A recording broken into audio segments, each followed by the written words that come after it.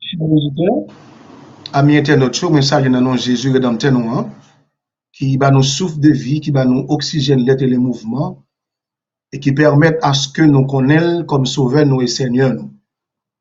Je dis à moi saluer Radio Télé Café du Soir, qui va nous opportunité pour nous intervenir dans cette grande conférence intitulée Les 7 bénédictions de l'Apocalypse. Après-midi, moi pour m'intervenir sur la troisième bénédiction. Il y a un pile intervenant qui passait déjà, mais après-midi, nous avons une opportunité pour nous intervenir. Espérant que mon intervention sera pour vous une bénédiction. Et que bon Dieu bénisse abondamment. On nous fait lecture avec maintenant Apocalypse 16, le verset 15. Voici, je viens comme un voleur, heureux celui qui veille et qui garde ses vêtements afin qu'il ne marche pas nu et qu'on ne voit pas sa nudité. Qui t'aime commencer pour me dire que le livre Apocalypse, c'est un livre qui est très complexe et c'est un livre purement prophétique et qui parlait premièrement de la fin des temps, qui parlait du jugement des impies et les béatitudes et qui sont réservés pour les chrétiens, pour ceux qui servent le Seigneur dans la droiture de la sainteté. Le livre a été écrit environ 95-96 après Jésus-Christ, c'est sous les gouvernements de l'empereur romain, un homme qui est violent, et c'est lui-même qui a tué chrétien. C'est sous lui-même que apôtre Jean, le fils de Zébédée et de Salomé, a écrit le livre ça pendant qu'il était exilé sur l'île de Patmos. Eh bien, le Seigneur Jésus-Christ l'avait révélé, et cette révélation apocalyptique, il a lu 7 lettres pour le distribuer aux 7 églises d'Asie. Mais après-midi, nous avons l'opportunité et pour nous parler de 7 béatitudes. Qui veut me dire que les béatitudes sont pour les chrétiens, ne sont pas pour les impies, c'est pour les chrétiens. Et c'est une mise en garde pour rappeler les chrétiens des rendez-vous que vous gagnez. Jésus-Christ revient pour prendre ses siens. Et nous pas de rater événement ça. Et voilà pourquoi la Bible parlait d'une béatitude, d'une bénédiction pour le monde qui a veillé. Et pour le monde qui marchait en vêtements blancs. Et pour le monde ça autour qui parlait CEO et emporté par le sommeil spirituel dans ce monde perverti. Il dit, je viens comme un voleur. Heureux celui qui veille et qui garde ses vêtements blancs, afin qu'il ne marche pas nu et qu'on ne voit pas sa nudité. À nous analyser graine par graine et texte ça, nous jouons dans Apocalypse chapitre 16, le verset 15. Et il dit heureux, il parle heureux, ou bien bénédiction en créole. En grec qui c'est makarios, en hébreu qui c'est achar. Heureux, bénédiction, réjouissance, bonheur, contentement, enchanté, euphorique, contentement, réjouissance, satisfaction pour moun sa yo qui, premièrement, a veillé, deuxièmement, qui kembe radio blanche, et troisièmement, et qui pas marcher nu, afin que le monde paraît. Cette bénédiction y est attachée avec un adverbe de cause. Il dit c'est celui qui veille.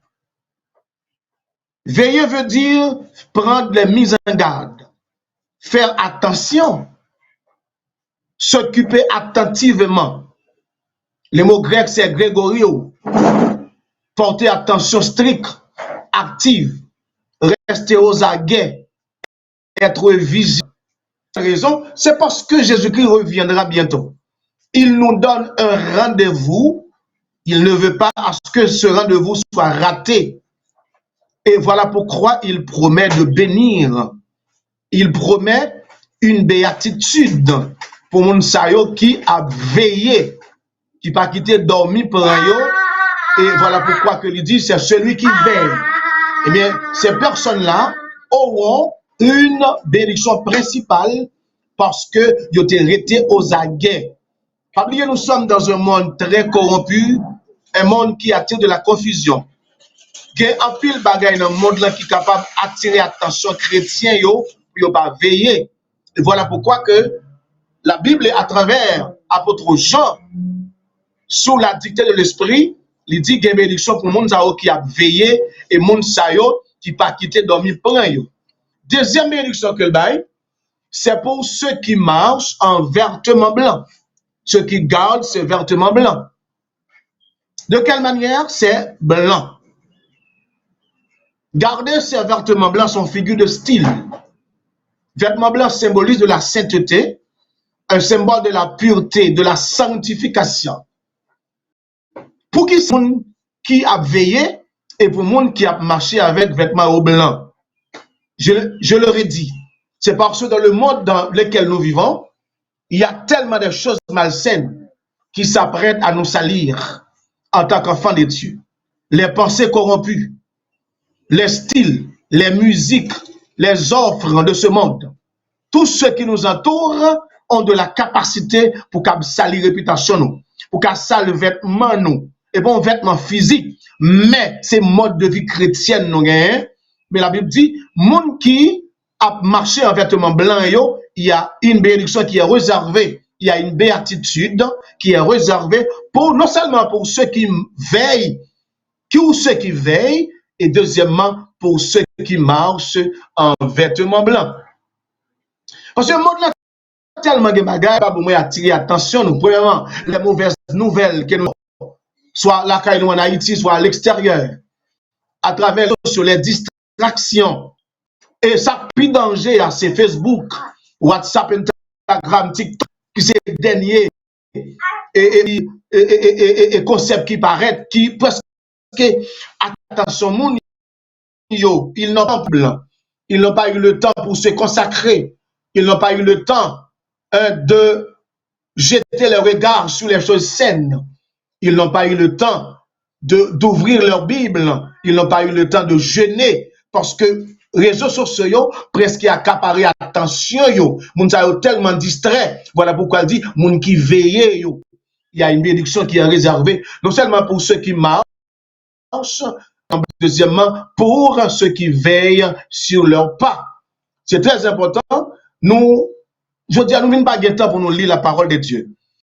Nous pas de temps pour nous parce que nous sommes tellement préoccupés avec les travaux, tellement préoccupés avec nos obligations. C'est comme ça, Dieu, nous ne sommes pas vigilants, nous ne sommes pas en train de veiller que s'accomplit sous nos yeux.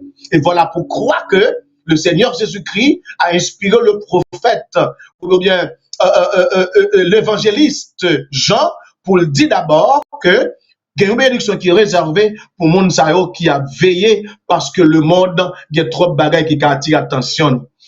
Pour qui ça a une bénédiction pour le monde qui a gardé vêtements blancs, trop poussière. Non, le monde qui a salé sous nous, si nous pas, il y a des frottements à faire, il y a des contacts nous faire, il y a suffisamment pour sale, c'est-à-dire qui sous nous, qui c'est symbole de sainteté. Et voilà pourquoi il y a une bénédiction qui est réservée pour les gens qui a marché en vêtements blancs et pour garder vêtements tout blancs. Dans Apocalypse chapitre 9, le verset 8, la Bible dit qu'en tout temps tes vêtements soient toujours blancs et qu'il y ait de l'huile sous sa tête. Quand on voit le vêtement blanc ici, c'est le symbole de la sainteté. L'huile sous la tête, c'est le symbole d'onction. Pour qu'il y ait l'onction, il faudrait qu'il y ait de la sainteté. Ça a marché de pair. L'onction marche avec la sainteté. Voilà pourquoi l'auteur nous a écrit et ce passage assez intéressant pour nous dire qu'en tout temps, tes vêtements soient toujours blancs et qu'il y ait de l'huile sous ta tête. Il n'a pas dit quelquefois. Il va dire certainement tout le temps. Anglais a dit always. C'est toujours pour qu'il y ait de l'huile sur ta tête. Simple. Pour qu'il y ait de l'huile sur ta tête. Parce qu'un chrétien qui veille et qui marche en vêtements blancs, eh bien, peut attirer l'onction. Parce que l'onction attire par la sainteté. C'est très important lorsque nous marchons avec le Seigneur pour que nous acheminions vers la sainteté. Parce que Dieu est saint, Dieu condamne les choses corrompues, les choses immorales, pour que ses enfants puissent marcher dans une sainteté à outrance, parce que Dieu est saint. Ceux qui marchent avec Dieu doivent avoir une vie de sainteté. Quatrième bénédiction c'est pour ceux qui ne marchent pas nus. Cette nudité n'est pas physique, mais elle est spirituelle. Lorsque le Seigneur Jésus-Christ plaçait Adam dans le jardin d'Éden, Adam était placé dans le jardin d'Éden. Après avoir mangé l'arbre défendu, la Bible dit, Adam reconnaît qu'il était nu. Cela veut dire que puisque Adam péchait, il a violé les lois divines. Il a transgressé les principes de Dieu qui dit qu'on peut manger toutes les arbres du jardin, mais à l'exception de l'arbre de la connaissance du bien et du mal, le jour où tu en mangeras, tu n'as pas respecté les principes établis par Dieu. Il a mangé l'arbre défendu. Qu'est-ce qui est arrivé? Adam était nu. Ça veut dire qu'Adam avait connu le péché. Le péché, c'est le symbole de la nudité. Vous avez dit, celui qui ne marche pas nu, il y aura une bénédiction pour ceux qui sont restés vertus. Et cette nudité, c'est le péché. C'est absence de gêne, absence de pudeur, absence de décence. Je dis à un paquet de servants de Dieu et qui dit que bon Dieu a besoin de sel et en dedans. Bon Dieu a besoin intérieur, pas besoin extérieur. C'est archi. L'homme est trois parties, l'esprit, l'âme et le corps. Et tous ces trois parties qui doivent garder irrépréhensiblement jusqu'à l'avènement du Seigneur. Et voilà pourquoi tripartite, un triplex, cela veut dire que toutes ces trois parties doivent garder irrépréhensibles lors de l'avènement du Seigneur. Le Seigneur ne s'intéresse pas simplement avec les deux parties matérielles, l'esprit et l'âme. Le Seigneur s'intéresse aussi avec le corps, parce qu'il dit, offrez votre corps comme un sacrifice vivant à Dieu, et qui sera de votre part un culte raisonnable. Eh bien, c'est votre corps qui va être déposé sur l'autel, qui est le symbole de la sainteté. Un enfant de Dieu doit s'habiller décemment aux yeux de ce monde, pour qu'il y ait une différence entre les servantes de Dieu et celles qui ne connaissent pas Dieu, les inconvertis. Mais lorsque nous habillons comme les païens, maintenant, comment nous allons évangéliser les païens? Parce que nous qui sommes chrétiens, nous qui croyons être enfants de Dieu, nous habillons comme les païens. C'est une mise en garde pour ceux qui ne marchaient pas nus. Voilà pourquoi que la Bible dit, je dis, les enfants de Dieu doivent marcher dans cette mode de vie qui est de marcher pas sans habit, mais marcher maintenant, être vertu, parce que nous sommes enfants de Dieu. Lorsque le monde nous regarde, le monde ne doit pas nous regarder comme des femmes charnelles, des femmes qui vendent leur corps sur les réseaux sociaux pour avoir les views. Les enfants de Dieu doivent être un modèle aux yeux de ce monde, parce qu'il y a une bénédiction pour ceux qui ne marchent pas nus. C'est une forme de prostitution. Une femme ne connaît pas comment elle doit s'habiller. Une femme chrétienne doit s'habiller décemment. On n'a pas besoin d'être réprimandé pour savoir comment on doit vous habiller, parce que vous êtes la servante de Dieu. Et maintenant, c'est une mise en garde pour tous ceux qui croient être servantes du Seigneur. La Bible dit, il faudrait que les femmes soient vertueuses décemment avec pudeur et modestie. De nos jours, les femmes chrétiennes sont trop esthétiques. Elles ne croient pas de la simplicité. C'est comme si on manquait attirante. Le monde pas ouais, on manquait briller. Pour qui ça? Parce que faut qu'il habille d'une manière pour attirer les yeux de ce monde. Mais écoutez, une servante de Dieu n'a pas besoin d'être aperçue, d'être vue par les hommes, mais par Dieu d'abord. Parce que Dieu connaît que le corps de cette servante est le temple, est son temple. Je vais en finir pour dire que, mes chers bien-aimés, mes chers frères, vous qui m'écoutez sur les réseaux sociaux, et il est temps à ce que nous qui sommes chrétiens puissions veiller. Pour ce qui est arrivé dans Matthieu 25, avec les 10 vierges, ne nous arrivait pas. Et d'ailleurs, c'est une figure prophétique, et c'est un parabole de l'Église qui marche en vêtements blancs et celle qui marche en simplicité chrétienne.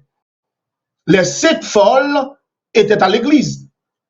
Les 5 sages étaient chrétiens aussi, mais ils avaient une mode de vie différente. Et voilà pourquoi elles étaient prêtes pour recevoir l'époux, elles étaient prêtes pour entendre la voix de l'époux, parce que ces femmes-là veillaient toute la nuit en pensant que l'époux allait venir les prendre.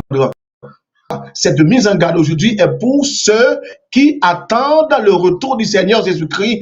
Il y a une béatitude pour non seulement ceux qui veillent, deuxièmement, ceux qui marchent en vêtements blancs, et troisièmement, ceux qui ne marchent pas nus. À coup sûr, le Seigneur reviendra.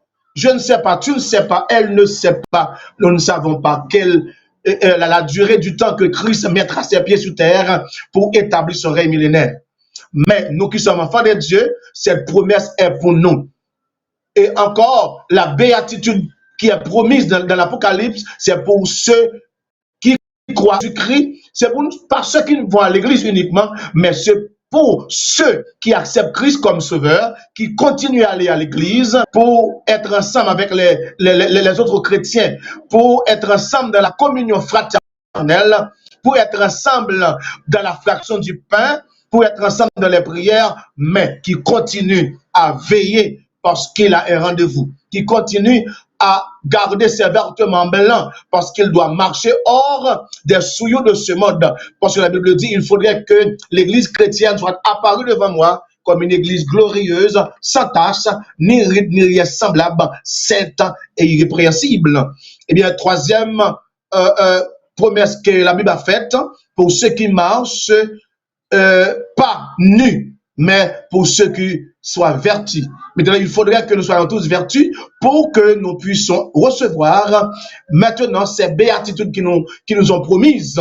Parce que ces béatitudes, c'est pour nous qui sommes chrétiens et qui souffrent de ce monde et qui acceptent de rejeter les ordres de ce monde pour mener une vie de sainteté, une vie de sanctification, de consécration, de pureté. Et à partir de cela, nous serons prêts pour recevoir le Seigneur Jésus-Christ qui viendra nous chercher dans notre cité en Haïti maintenant. Nous savons comment est la situation. Il y a beaucoup de Haïtiens qui ont laissé le pays pour se réfugier ailleurs, tellement la situation est chaotique. Nous aimons à ce que le Seigneur revienne, à ce qu'il puisse nous prendre pour nous faire sortir de cet enfer. Car nous savons que ça, certaine est véritable. Mais nous devons croire en ces promesses, en ces béatitudes. Mais ces promesses et ces béatitudes, c'est pour ceux qui marchent en vêtements blancs, pour ceux qui ne marchent pas nus et pour ceux qui veillent jour et nuit. Car il a une promesse, ils ont une promesse. Quelle promesse? Le Seigneur reviendra bientôt pour prendre ses siens. Telle a été mon intervention. Que le Seigneur vous bénisse et qu'il vous aide à prendre beaucoup de temps pour auditionner mon intervention qui vous sera très utile. Encore une fois, que Dieu vous bénisse.